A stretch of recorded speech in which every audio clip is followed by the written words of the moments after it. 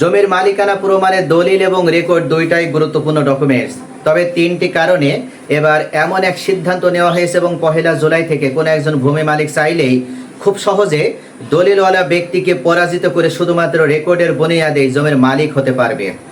যদি কোনো ভূমি মালিক মনে করে যে তার একটা দলিল আছে, তাহলে এই দলিল থাকার কারণে তার মালিকানা নিয়ে কেউ চ্যালেঞ্জ জানাতে পারবে না। শুধু তাই নয়, তার কাছ থেকে জমির মালিকানা কেউ ফিরিয়েও নিতে পারবে না। তাহলে অবশেষে সেই ব্যক্তি ভুলের ভিতরে আছে। কোনো একজন ব্যক্তি দীর্ঘ 20 বছর, 30 বছর, এমনকি 100 বছরও যদি জমি দখলে থাকে, এমনকি তার মালিকানা প্রমাণে যদি একটি দলিলও থাকে, তবুও তার সেই দলিল বাতিল হয়ে যাবে এবং যার নামে রেকর্ড রয়েছে, অর্থাৎ রেকর্ডে নাম থাকার কারণে সেই ব্যক্তি এই গুরুত্বপূর্ণ 3টা কারণ যদি সে কোনো একটা কারণের ভিতরে তার নিজেকে যদি অন্তর্ভুক্ত করতে পারে, ইনভলভ করতে পারে, তাহলে সেই ব্যক্তিকে জমির মালিকানা ফিরিয়ে দিতে হবে ওই দলিলওয়ালা ব্যক্তির। আজকের ভিডিওটি অত্যন্ত ইনফরমেটিভ হতে চলেছে, তাই কোথাও স্কিপ না করে প্রথম থেকে শেষ পর্যন্ত মনোযোগ সহকারে দেখেন। তো সব থেকে গুরুত্বপূর্ণ যে বিষয়, সেটা হচ্ছে জমির মালিকানা প্রমাণে দলিলের থেকেও কি রেকর্ড তাহলে বড়? কেননা দলিল তো এমন একটা ডকুমেন্টস যার পাওয়ারের কাছে রেকর্ডে তো কোনোভাবে টিকার কথা নয়। তাহলে কেন দলিলওয়ালা ব্যক্তিকে পরাজিত করে একজন রেকর্ডে নাম থাকা ব্যক্তি জমির মালিক হবে? আমরা যদি ভূমি রেজিস্ট্রেশন আইন দেখি, অর্থাৎ দলিল রেজিস্ট্রেশন আইন 1905 দেখি, তাহলে সেখানেও তো স্পষ্টভাবে বলা আছে কোনো একজন ব্যক্তি যার দলিল আছে, এমনকি ভূমির মালিকানা প্রমাণের জন্য যিনি সাব রেজিস্ট্রার কার্যালয় থেকে বৈধভাবে একটি সাব কবলা দলিল তৈরি করে নিয়েছেন, এমনকি বৈধভাবে তার রক্ত সম্পর্কে ব্যক্তিদের কাছে হেবা দলিল করে নিয়েছেন বা ওসিয়তনামা দলিল করেছেন, এছাড়া আওয়াজ বদল দলিল করেছেন, দলিলের ধরন অনুযায়ী যদি সেটা লিগ্যাল কোনো দলিল হয়ে থাকে, তাহলে সেই দলিলকে চ্যালেঞ্জ জানিয়ে সেই ব্যক্তি বা তার পরবর্তী ওয়ারিশরা কেউ কখনো ওই জমির মালিকানা ফিরিয়ে নিতে পারবে না। আপনারা যারা এখন পর্যন্ত দলিল সম্পর্কে ধারণা রাখেন, তারা দেখবেন দলিলের শেষের পৃষ্ঠাতে যে হলফনামা দেওয়া থাকে, এই হলফনামা মানে অঙ্গীকারনামা। এখানে বলা হয় যে ব্যক্তি জমিটা বিক্রয় করলেন বা দলিল তৈরি করে দিচ্ছেন, তিনি সজ্ঞানে এবং নিজের প্রয়োজনে তিনি জমিটা বিক্রয় করেছেন, কারোর দ্বারা প্ররোচিত হননি, বা যে ব্যক্তি তার কাছ থেকে জমিটা ক্রয় করে নিয়েছেন তার দ্বারাও তিনি প্রতারিত হননি। অর্থাৎ এক কথায় প্রতারিত হননি বা কেউ তাকে উদ্বুদ্ধ করেনি জমিটা বিক্রয়ের জন্য বা তাকে রেজিস্ট্রেশন করে দেওয়ার জন্য। এক কথায় তিনি সজ্ঞানী, অর্থাৎ সুস্থ মস্তিষ্ক সম্পন্ন হয়ে তিনি এই জমিটা তাকে বিক্রয় করেছেন এবং তার কাছ থেকে বিনিময় নিয়ে জমিটা তাকে আবার রেজিস্ট্রেশন করে দিচ্ছেন।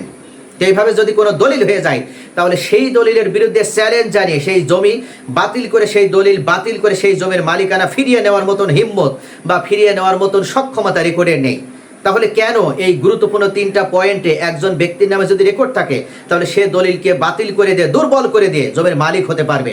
আজকের ভিডিওতে মূলত আমরা এই গভীর অন্তর্নিহিত বিশ্লেষণটাই জানব। 1 নম্বরে আমরা যদি দেখি যে পয়েন্টে একজন দলিলওয়ালার ব্যক্তির দলিল অবৈধ হয়ে যাবে, সেটা হচ্ছে যদি ধারাবাহিকতা মেনটেন করে জমির মালিক হয়নি এমন ব্যক্তির থেকে আপনারা জমি ক্রয় করেন।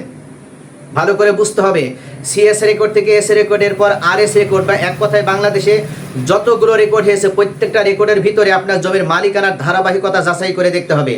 আপনি যদি এই মালিকানার ধারাবাহিকতা যাচাই বাছাই না করে জমি ক্রয় করেন এবং সর্বশেষ যে ব্যক্তির কাছ থেকে আপনি জমিটা ক্রয় করেছেন সেই ব্যক্তি কিভাবে মালিক হয়েছে, সেই ব্যক্তির এই দলিলটা বৈধ কিনা, আসলে তার ব্যাকডেটে কি বিষয়গুলো আছে, তার দলিলে তফসিল বিবরণীতে কোথাও কোনো ভুল ভ্রান্তি আছে কিনা, এই বিষয়গুলো আপনি যাচাই বাছাই না করে তার মূল উৎস সূত্রটা আপনি একেবারে চেক না করে জমি যদি ক্রয় করে নেন, বাজার দর অনুযায়ী কম দামে জমি পাচ্ছেন এটা মনে করে, তাহলে আপনাকে তো অবশ্যই ঠকতে হবে। একটি বিষয় মনে রাখতে হবে, আপনি যার থেকে জমি ক্রয় করেছেন সে ব্যক্তি যদি অবৈধ মালিক হয়ে থাকে বা জোরপূর্বক দখলকারী হিসেবে জমির মালিকানা পেয়ে থাকে, এছাড়া তিনি দেখা যাচ্ছে যে জোর জবরদস্তি বা পেশি শক্তি ব্যবহার করার মাধ্যমে, ভূমি দস্যুতা সৃষ্টি করার মাধ্যমে বা কোনো ওয়ারিশকে ঠকানোর মাধ্যমে, এছাড়া তিনি কোনো একজন ব্যক্তির কাছ থেকে ওই জমিটা দখলই শুধু করে নেননি, তাকে অস্ত্রের বলে ওই জমির মালিক হয়েছেন, এমনভাবে যদি কোনো ব্যক্তি জালিয়াতির ভিত্তিতে জাল দলিলের মাধ্যমে যদি জমির মালিক হয়ে থাকে, তাহলে তার মালিকানা এখন কিন্তু চ্যালেঞ্জ জানালেই তার মালিকানা বাতিল হয়ে যাবে এবং তার কাছ থেকে জমি ক্রয়ের জন্য আপনার যদি একটা বৈধ সাবকবলা দলিলও থাকে, তাহলেও আপনার দলিলটি অবৈধ, ইনভ্যালিড। অর্থাৎ এই দলিল দিয়ে আপনি কোনোভাবেই জমির মালিকানা বা ল্যান্ড ওনারশিপ আপনি আর দাবি করতে পারবেন না। তাহলে এই বিষয়টি অনেকেই আমরা ভুল করে, যে কারণে আমাদের বৈধ দলিল থাকার পরও আমাদের এই দলিল রেকর্ডওয়ালা ব্যক্তির কাছে দুর্বল হয়ে যায় বা অন্য কোনো জমির মালিকানার ডকুমেন্টসওয়ালা ব্যক্তির কাছে দুর্বল হয়ে যায়, আমাদের দলিলের কোনো ভ্যালু থাকে না। দ্বিতীয় গুরুত্বপূর্ণ যে পয়েন্ট, যে কারণে মূলত একজন দলিলওয়ালা ব্যক্তির দলিল থাকলেও আপনার সেই জমি এখন ছেড়ে দিতে হবে, সেটা হচ্ছে আপনি যদি আনডিভাইডেড কোনো প্রপার্টি ক্রয় করে থাকেন। আনডিভাইডেড কোনো প্রপার্টি অর্থাৎ অবিভক্ত সম্পত্তি। এই আনডিভাইডেড প্রপার্টি কথাটি এসেছে সব থেকে উত্তরাধিকার এবং ওয়ারিশান সম্পত্তির ভিতর থেকে। যখন আমরা দেখি যে কোনো ব্যক্তি মারা যাওয়ার পর তার রেখে যাওয়া সম্পত্তির উপরে তার সন্তানরা একাধিক জন আছে, অর্থাৎ তাদের সকলের একটা উত্তরাধিকার সম্পত্তির উপরে একটা উত্তরাধিকার সত্ত্ব তৈরি হচ্ছে, তখন এই উত্তরাধিকারীরা তারা নিজেদের ভিতরে বন্টনামা দলিল করে না। তারা কি করে? জাস্ট আপোষ মীমাংসার ভিত্তিতে একে অন্যের ভিতরে ওই জমি ভাগ বন্টন করে নেয়। এভাবে যখন তারা নিজেদের ভিতরে ভাগ বাটোয়ারা করে নেয়, জাস্ট মৌখিকভাবে, লিখিত কোনো ডকুমেন্টস নেই, বাংলাদেশ সরকারের স্বীকৃত আইনগত কোনো লিগাল ডকুমেন্টস নেই, তাহলে ওই ডকুমেন্টসের কোনো ভিত্তি নেই, ওই মৌখিক ভাগ বন্টনের কোনো ভিত্তি নেই।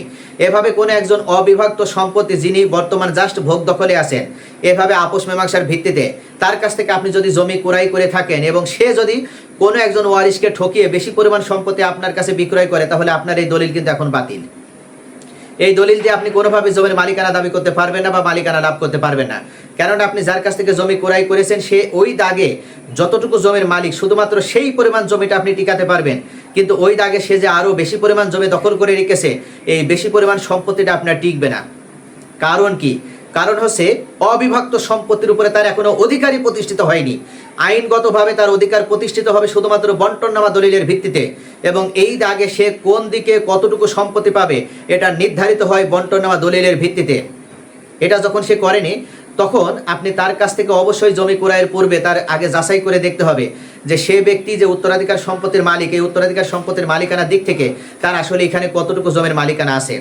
এটা যাচাই বাছাই করে দেখার ভিত্তিতে যদি আপনি জমি ক্রয় করেন, তবেই কেবল আপনার মালিকানা টিকবে, নতুবা আপনার দলিল থাকলেও ওই দলিলটা এখন ইনভ্যালিড। তৃতীয় সব থেকে গুরুত্বপূর্ণ যে পয়েন্ট, সেটা হচ্ছে একজন দলিলওয়ালা ব্যক্তির দলিল রেকর্ডের কাছে পরাজিত। কখন পরাজিত? যখন আপনি এসএ রেকর্ডীয় কোনো ব্যক্তির কাছ থেকে জমি ক্রয় করেছেন, ধরে নিলাম এসএ রেকর্ডীয় কোনো ভূমি মালিকের নামে, অথবা আপনার সর্বশেষ আরএস রেকর্ডীয় কোনো মালিকের নামে জমি রেকর্ড হয়ে ওই রেকর্ড অনুযায়ী তার একটা দলিল আছে, অর্থাৎ রেকর্ড হয়েছে, সেই রেকর্ডে ব্যক্তির কাছ থেকে তিনি জমি ক্রয় করেছে, সেই ব্যক্তির একটা বৈধ দলিল আছে। এখন যার থেকে আপনি জমিটা ক্রয় করেছেন সেই ব্যক্তি বৈধভাবে কিন্তু জমির মালিকানা পায়নি, তাহলে সে কিভাবে পেয়েছে? সে মালিকানাটা লাভ করেছে বাই ফোর্স, অর্থাৎ যে কোনো একটা প্রতারণামূলক পন্থা অবলম্বন করে। অর্থাৎ ধরে নিই সিএস রেকর্ডের সময় যারা মালিক ছিল, এসএ রেকর্ডে তাদের পরবর্তী মালিকরা হিসেবে যারা উত্তরাধিকার তাদের মালিকানা পাওয়ার কথা ছিল, কিন্তু তাদেরকে এসএ রেকর্ডে মালিকানা দেওয়া হয়নি, অথবা যার কাছে বিক্রয় করেছে তাকে ওই এসএ রেকর্ডে মালিকানা দেওয়া হয়নি, অর্থাৎ জোরপূর্বক কোনো একজন ব্যক্তি ওই জমি নিজের নামে রেকর্ড করে নিয়েছে। এভাবে যার শুধু রেকর্ড আছে, অর্থাৎ কেন তার নামে রেকর্ড হয়েছে, সে কিভাবে রেকর্ডে মালিকানা পেয়েছে, এটা প্রমাণ করার মতন বৈধ কোনো ডকুমেন্টস তার কাছে নেই। এমন কোনো ব্যক্তির থেকে যদি আপনি জমি ক্রয় করেন, তাহলে ওই দলিল আপনার এখন জমির মালিকানা ধরে রাখার জন্য গুরুত্বপূর্ণ ভূমিকা পালন করতে পারবে না। অর্থাৎ ওই দলিল আপনাকে ছেড়ে দিতে হবে, ওই জমিও আপনাকে ছেড়ে দিতে হবে।